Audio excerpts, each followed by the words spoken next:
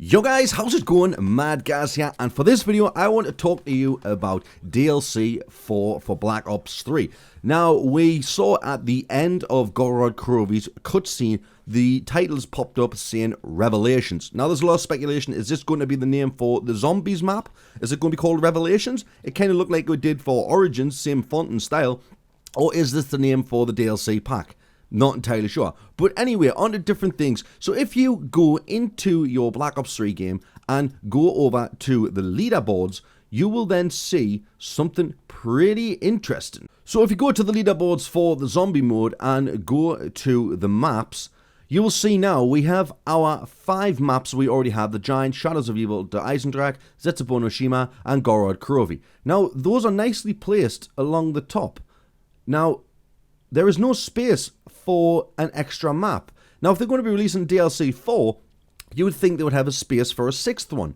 So what we're thinking, maybe the 6th map will be below the Giant, or maybe this entire screen will be filled up with new playable maps come the release of DLC 4, maybe DLC 5. So a user over on the Reddit forums, I'll be linking in the description, you can go check it out yourself, and I'll put it on screen now, shows us what he thinks is going to happen when DLC 4 releases. It looks like he wants us to get all of the old maps, well, not all of the old maps, but pretty much majority of the old maps from Black Ops 1 and World at War.